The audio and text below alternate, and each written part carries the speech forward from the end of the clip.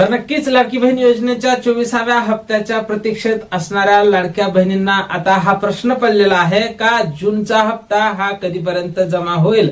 कारण असं अपेक्षित होतं की वटपौर्णिमेच्या दिवशी लाडक्या बहिणींना हप्ता येईल किंवा हप्ते वितरणासंदर्भात काहीतरी अपडेट ही यायला पाहिजे होती. साधारणतः GR तरी प्रसिद्ध करायला पाहिजे होता, पण GR सुद्धा प्रसिद्ध करण्यात आलेला नाही. त्यामुळे लाडक्या बहिणींना आता जूनच्या हप्त्याची काळजी लागलेली आहे की जूनचा हप्ता कधीपर्यंत येईल. कारण महिना हा पेंडिंग पडलेला आहे जूनचा आणि जुलै महिन्याला सुरुवात झालेली आहे. मग 2 हप्ते एकत्रित येईल काय, तर तुम्हाला माहितच आहे 2 हप्ते आता एकत्रित येत नाहीत. फक्त एकच हप्ता जमा करण्यात येतो. त्या अगोदरच फक्त मार्च आणि एप्रिलचे 2 हप्ते हे एकत्रितपणे जमा करण्यात आले होते, कारण तिथे 2 ते 3 महिने पेंडिंग पडले होते. यावेळेस तसं होणार नाही. फक्त एकच हप्ता जून महिन्याचा तुम्हाला जमा होऊ शकतो आणि या संदर्भात लवकरच मोठी खुशखबर तुम्हाला मिळण्याची शक्यता आहे. सूत्रांकडून मिळालेल्या माहितीनुसार या हप्ते वितरणाच्या हालचालीला वेग आलेला आहे. कुठल्याही क्षणी तुम्हाला या हप्ते वितरणाचा GR सामाजिक न्याय व विशेष सहाय्यक विभागाकडून पाहायला मिळणार आहे आणि नेहमीप्रमाणे फक्त एकाच विभागाकडून GR हा प्रसिद्ध केला जातो, सामाजिक न्याय व विशेष सहाय्यक विभागाकडून. आणि त्यानंतर राज्याच्या महिला बाल कल्याण मंत्री आदित्य तटकरे हे आपल्या सोशल मीडिया अकाउंटवर घोषणा करतात आणि तिथून वितरण चालू होते. एकदा का वितरण चालू झालं, पहिल्या दिवशी 20% वितरण होते, त्यानंतर दुसऱ्या रोजी 30 ते 40% वितरण होते. असं करत करत वितरण हे 4 ते 5 दिवस चालू राहत असते. त्यामुळे लाडक्या ताईंनो तुम्ही बिलकुल काळजी करू नका. लवकरच या हप्ते वितरणासंदर्भात तुम्हाला अपडेट ही पाहायला मिळणार आहे. शक्यतोवर वितरणाचा GR हा आज उद्या तुम्हाला या 2 दिवसात सुद्धा पाहायला मिळेल आणि वितरण सुद्धा लवकरच होण्याची दाट शक्यता आहे.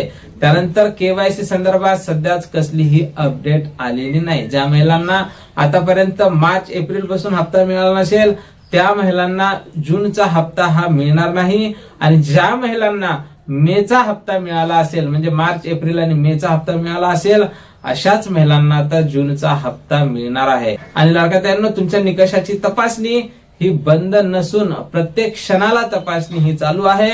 जसं तुमचं वय 65 वर्षांच्या वर जाईल तुम्हाला लाडकी बहीण योजनेतून अपात्र करण्यात येईल किंवा तुमच्याकडे जशी 4चाकी वाहन घेतलं जाईल तुम्हाला लाडकी बहीण योजनेतून अपात्र करण्यात येईल. तुमचं उत्पन्न जसं वाढेल तसं तुम्हाला लाडकी बहीण योजनेतून अपात्र करण्यात येईल. त्यामुळे तुम्हाला जर लाडकी बहीण योजनेमध्ये राहायचं असेल, जर लाभ घ्यायचा असेल तर या सर्व गोष्टींकडे तुमचं लक्ष असणं गरजेचं आहे. तुमचं उत्पन्न 2.5 लाखांपेक्षा कमी असलं पाहिजे.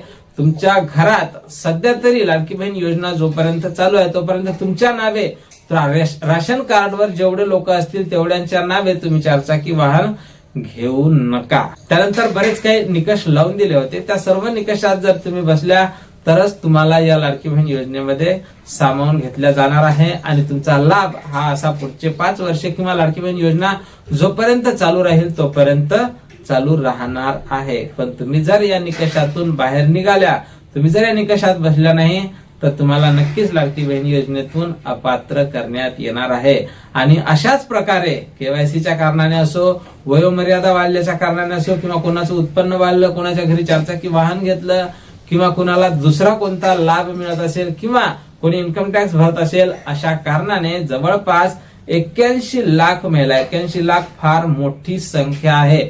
अर्ज करते वेळेस 2,40,00,000 जवळपास महिला होत्या. तर त्यातल्या 80 लाख महिला जर तुम्ही बाहेर काढल्या तर जवळजवळ फक्त अर्ध्या किंवा अर्ध्यापेक्षा थोड्याशा जास्त महिलाच या योजनेमध्ये आता राहिलेल्या आहे. आणि तुम्हाला जर नक्कीच लाभ लागत असेल, लाभ पाहिजे असेल तर सर्व निकषाची काटेकोरपणे पालन करणं गरजेचं असणार आहे. या गोष्टीवर तुम्ही नक्कीच बारकाईने लक्ष द्याल. तुम्हाला लाडकी बहीण योजनेचा मेचा हप्ता मिळाला होता का, मला नक्कीच कमेंट करून सांगायचं आहे. कारण हा हप्ता फारच महत्वाचा असणार आहे. ज्या महिलांना मेचा हप्ता मिळाला होता अशा महिलांना जूनचा हप्ता हा मिळू शकतो. त्यानंतर ज्या महिलांना मेचा हप्ता मिळाला नसेल, तुम्ही कोणत्या कारणाने अपात्र झाल्या आहात या संदर्भात सुद्धा तुम्ही जर मोबाईलवर कमेंट करून जर सांगितलं तर त्या संदर्भात तुम्हाला माहिती सांगण्यात येईल.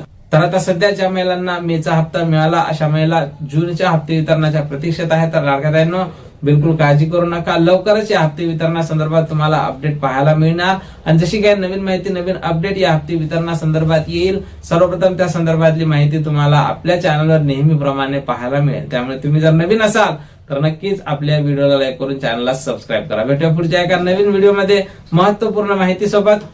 जय महाराष्ट्र।